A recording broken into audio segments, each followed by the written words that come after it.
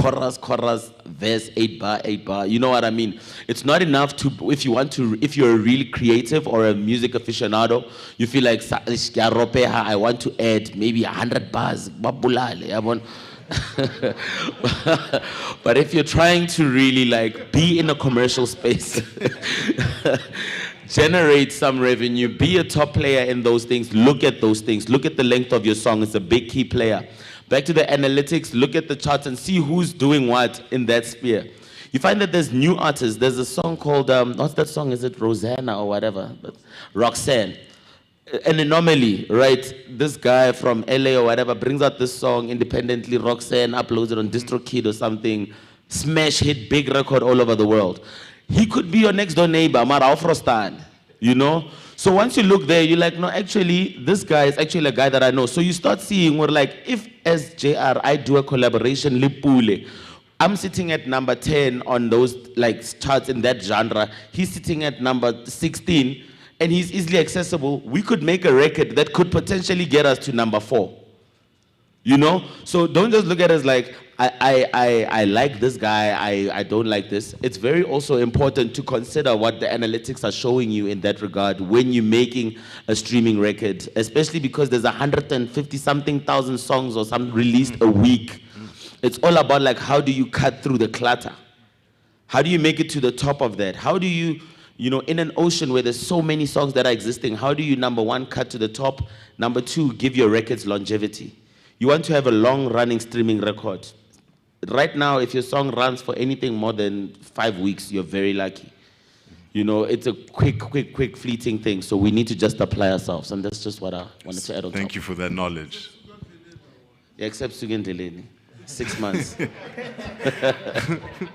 Thanks for sharing that knowledge. 100% very insightful. We would like to now to open up the discussion to the floor. For anyone who has questions, as you ask your question, please just state your name and what you do, and then ask away. All right, so where are we starting? I think let's start from the back and move forward. Oh, okay. Okay, my name is Kyolopile Siate, and I'm the founder and CEO of Kuze Kuze Entertainment, which is... Come again, my brother? name is Kyolopile Siate. Yes. And then I'm the founder and CEO of Kuze Kuze Entertainment, which is a media-based company. My question is based on the streaming and the downloads. I heard something like, for a stream to be considered a stream, you have to stream for more than 30 seconds. How much again?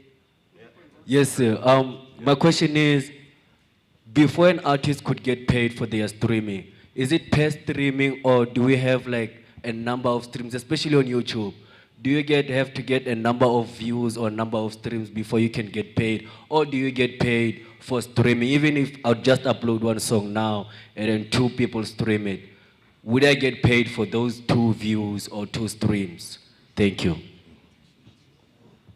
Yeah, so there is certain thresholds that apply when it comes to streaming. And payouts. Different services have got different payment thresholds.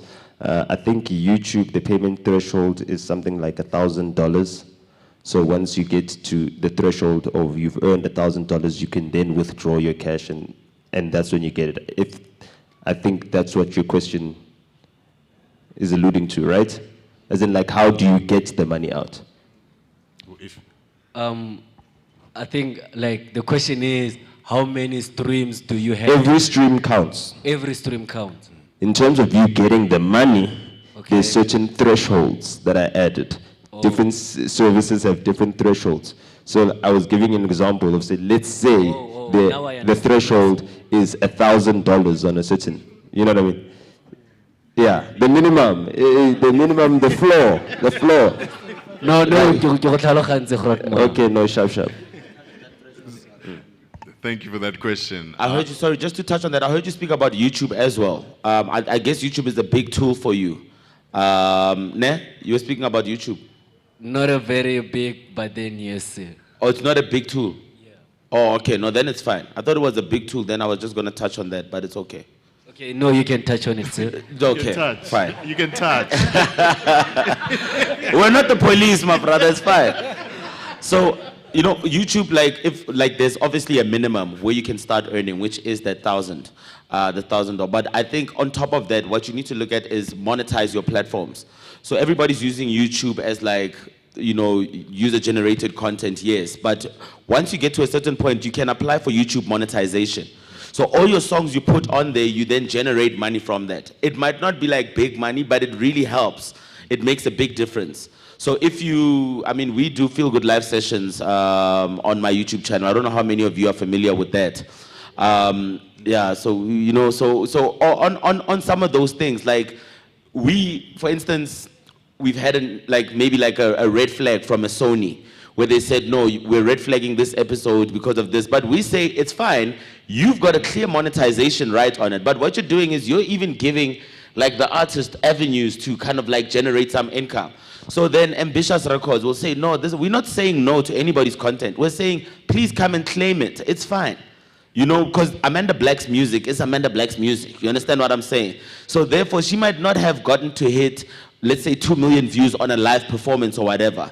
But if she can do that and she can get monetization for it, then let her claim on that monetization. So maybe just look into that as well, like registering for monetization.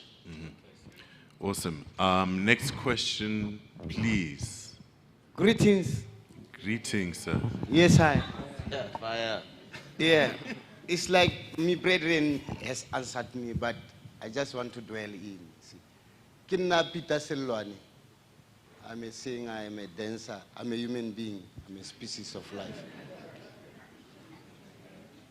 I just wanted to know about how could artist get his money through YouTube?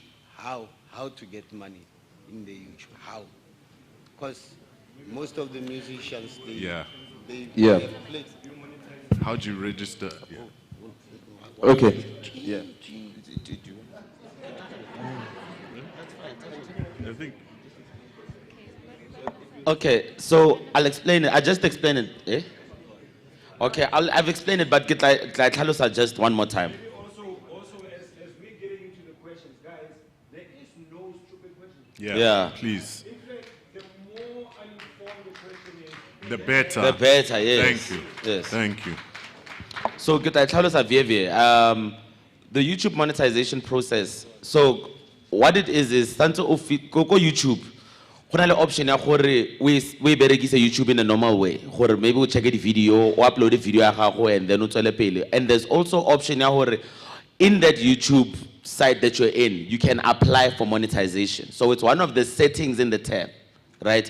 You just do an application for monetization. Then you keep uploading your music because YouTube, what does it do? Before your music plays, go dlala advert. Right? In the middle of your music or your music video, go tlhaela banner, right? Ere outsurance or King Price in video inte dlala go morao, and then you must press X. Or if you're watching something that is maybe an hour long or it's 2 hours, ina le go phozanyana mo hare la tlhele advertise ka SABC1 and all of those things, you know? So that is how they make money and generate all the money that they make for what they have. But then they have to do what they call a revenue split with the creator of the content, because over guile space. So let's say you do music video generating 10 million views, which means 10 million people have gone there and watched this thing. We're not sure if there are 10 million new people or there are 10 million already existing, but we know what there's 10 million that have visited because of you. And you need a share of what is being paid out there, and that's where the monetization comes into play. It's a big gray area as well when it comes to like whether it's regarded in, for instance, like for streaming numbers, if you would like to like get a gold record, etc., etc. YouTube is a big gray area in that regard. But as a creator of content, where now on your own, looking outside of that, how fit are on a minimum ya advertising revenue okaetsa, but thoma ho gafa ho patala because we apply to that monetization.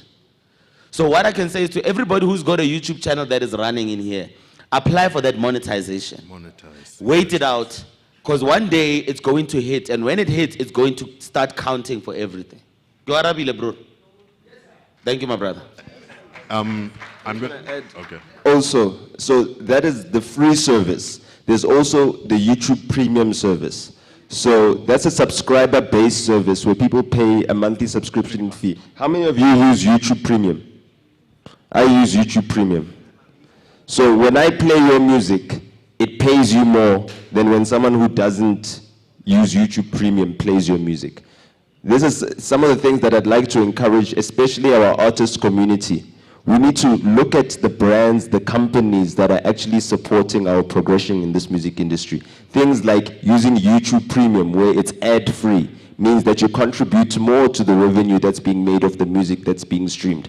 These are things that are going to help you in the end. Things like the phone you use.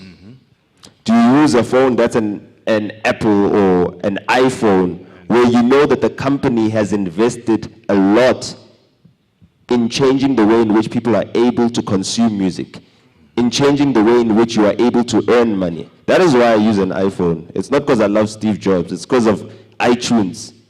It made people within my community, my industry, earn money which they weren't able to earn previously. You know what I mean? These are some of the things that we need to consider. The use of these services allows us to better understand how we can monetize these services. It allows us to better understand the earning opportunities from these services. YouTube allows you to earn whether you are making music or not. You can have a video where you're just talking nonsense. You're making a broom stand up. And advertising revenue can be derived from that. There's also other ways in which you're earning money from your music because it is registered. That is also a very important thing. If your music is not registered, then when someone is making a TikTok video, a lot of people are using TikTok or Triller, right? Or Instagram. Your music is not there. They can't capture the moment with your music. Whereas other artists who are widely distributed and whose music is registered, they're able to capture the moment. I'm able to take a picture here and play a Kuli Chana song. You know? Well, Happily Happy.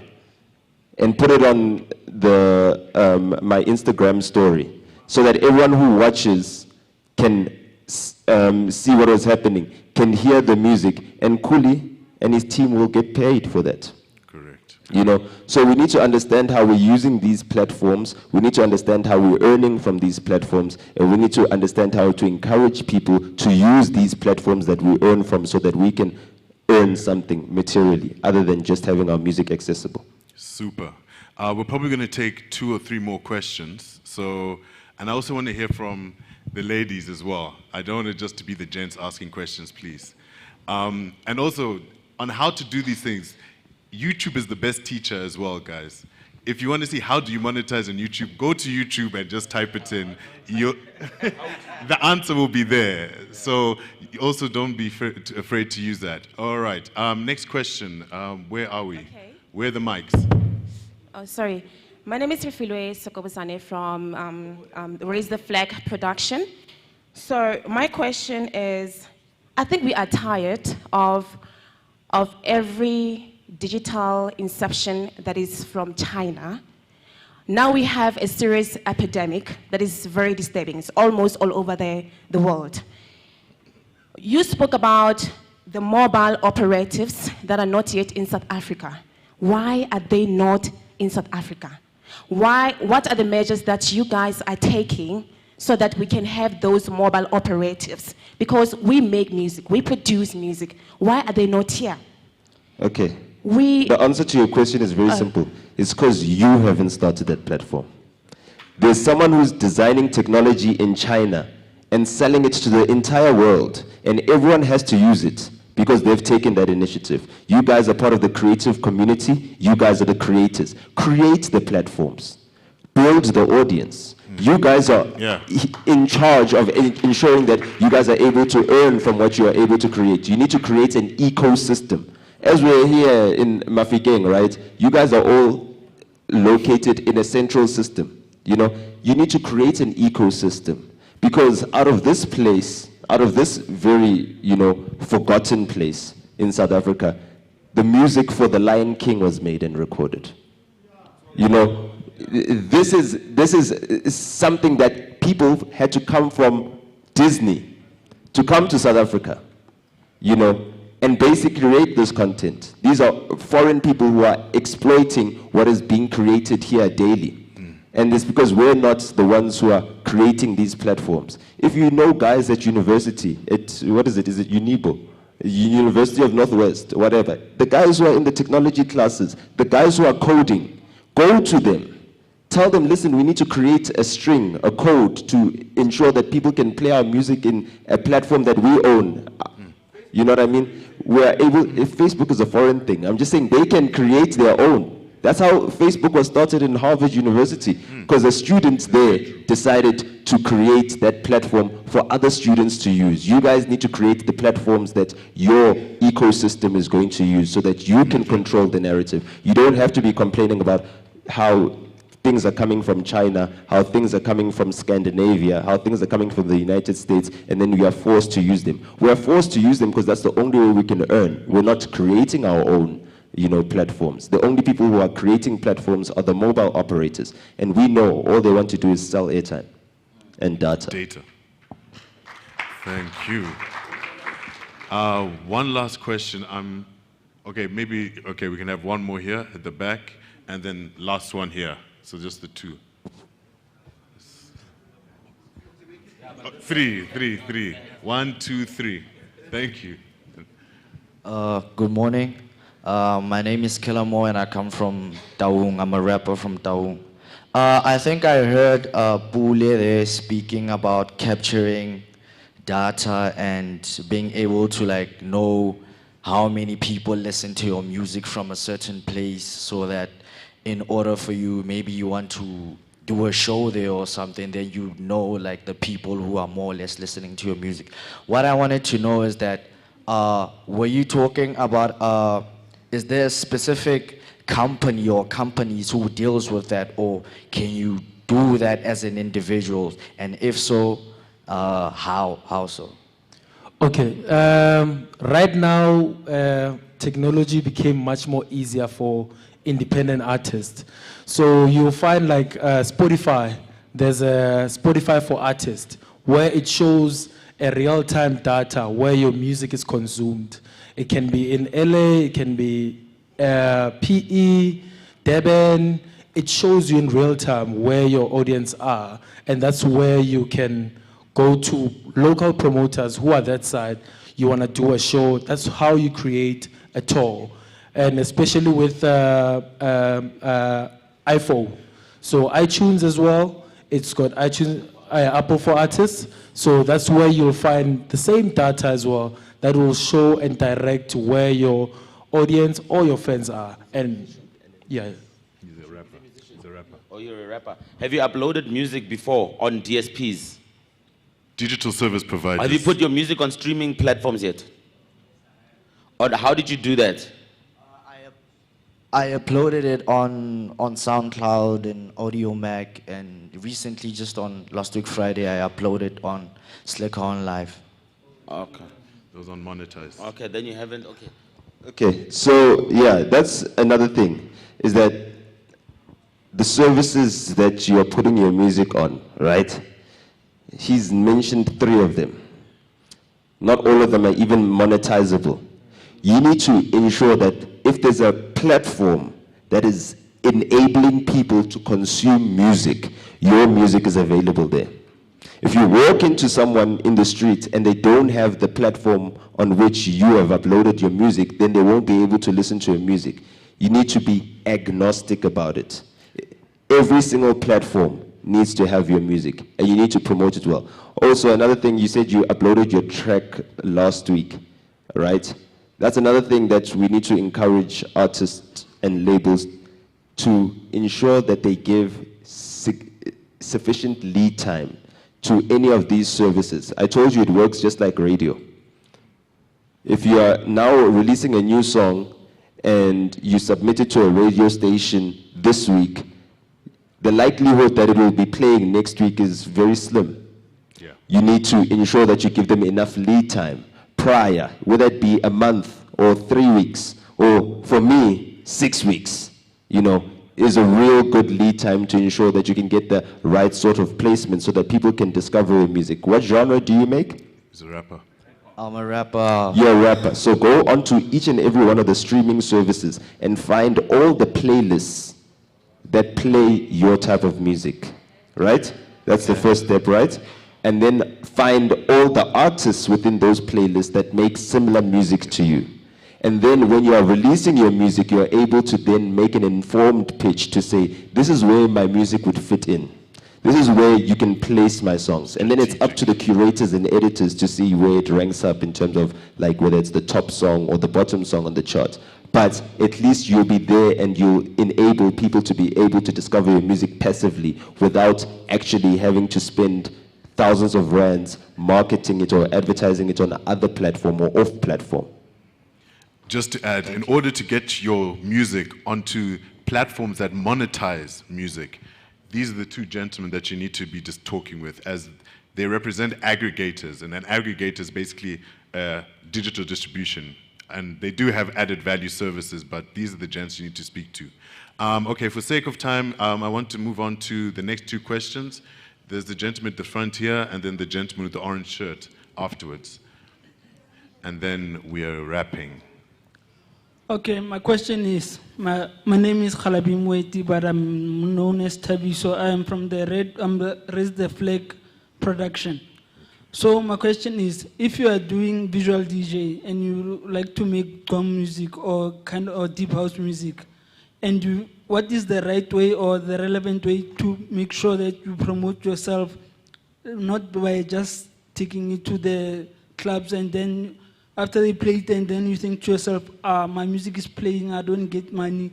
What is the relevant the relevant way to do things in order to get money for yourself? Yeah, I'm going to repeat myself there. Just like I advised our brother here who makes hip-hop music, you need to go to these platforms that people use to consume this music, find out which playlists are there, because that's where you want to get played, that's where you want to get discovered. What you have is a guarantee that these recognized legal digital service providers actually pay you for having your music played. Also, when you now have your music played in clubs, venues, as a DJ and everything else, is the venue registered with SAMRO? Do they pay license fees to actually play music publicly? These are the things that you need to find out and you need to know, because that is what's preventing you from having some sort of income generated from your music being played in clubs and restaurants or shops, etc., etc. Does that answer your question? Yes, it does. Okay, Super. cool. And then the last question for today. Hello, good people. My name is Robbie Maloka, known as Baba QG, the Spice Man. Hey. Yeah. Okay. I have a question here because... Hold on. Do you rap?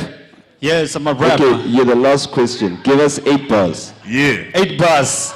Till ke tshetse when I vaka big cause khale ke cheatsy deep inside GT penele pampiri script sa di hits lahlela beat ke matheka di hit stara sa monkiri skon pampiri palama beat ka one take hit bo ma next week palama di GP chaka back seat utshologa di cheesy bono pinky skimi sa di wiki manala le di viki.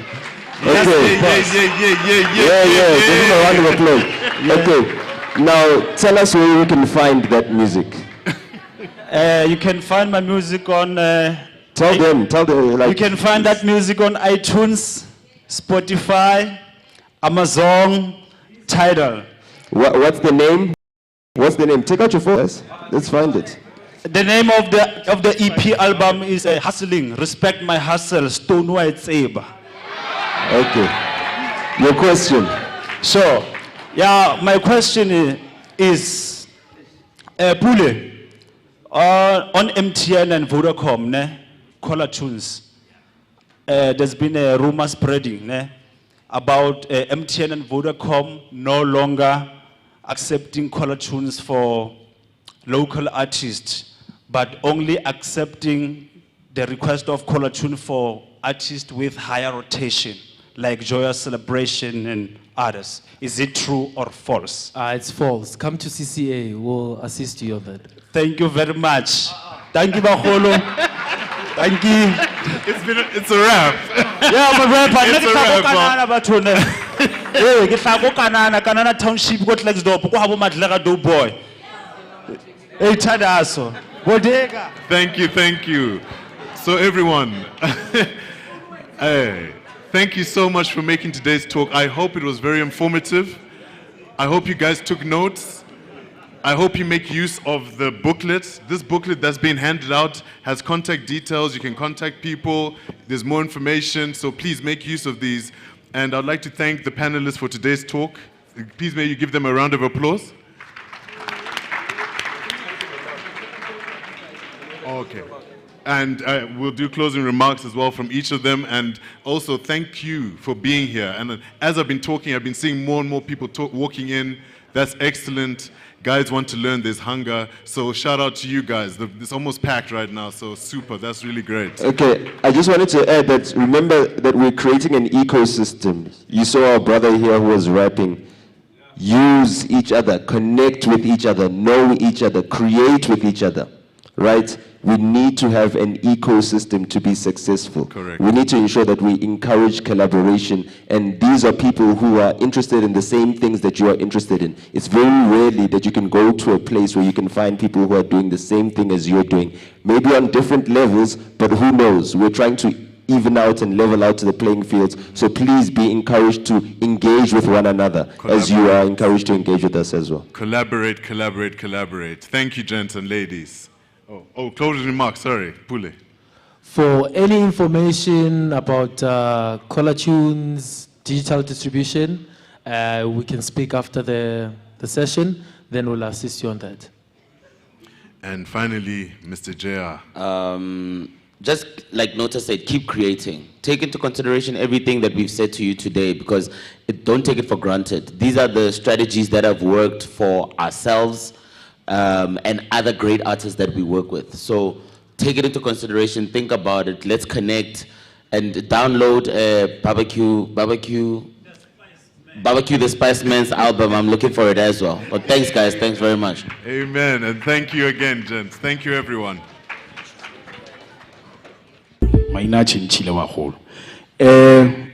This is a great platform. I think all 4 districts are here.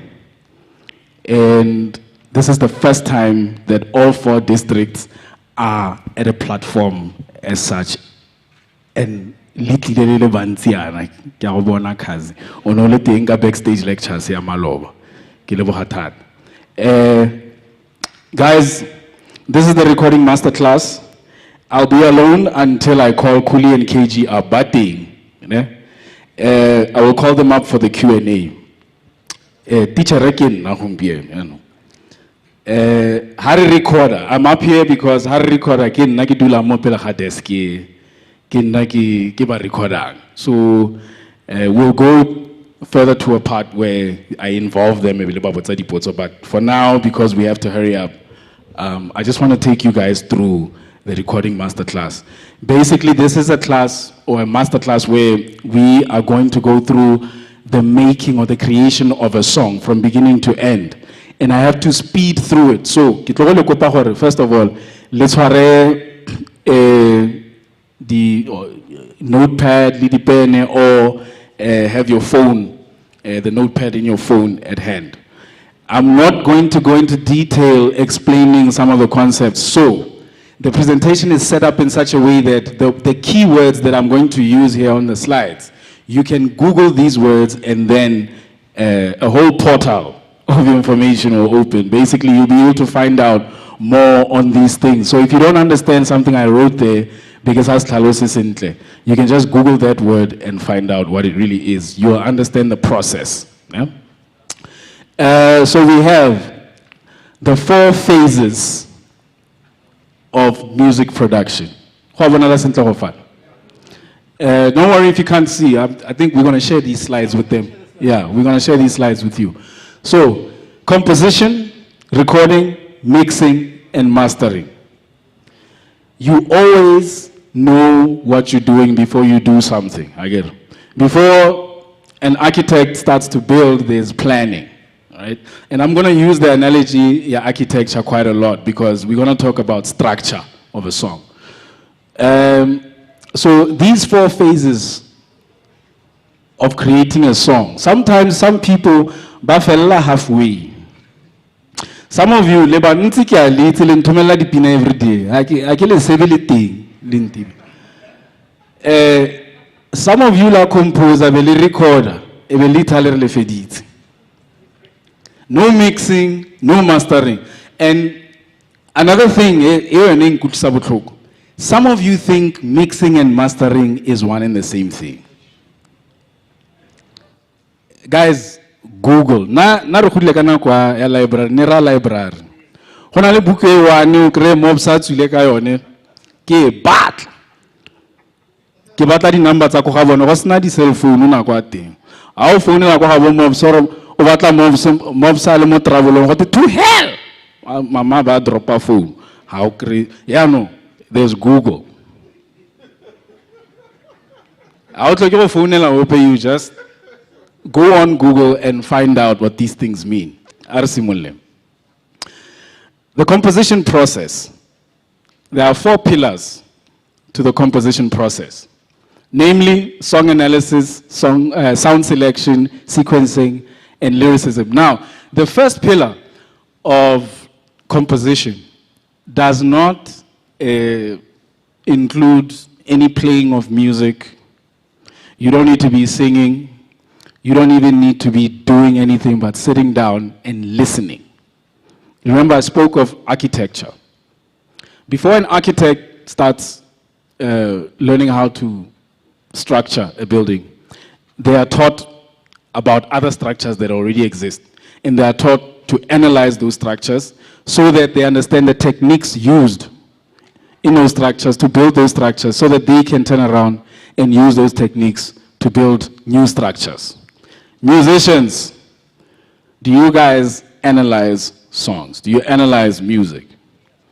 Do you do it consciously? Do you do it consciously? All right? It's something you need to ask yourself because we're going to do a practical exercise just now. Before you make a hip-hop song, you need to have listened to quite a lot of hip-hop. But before you innovate in hip-hop, you need to have listened to other genres so you can bring something.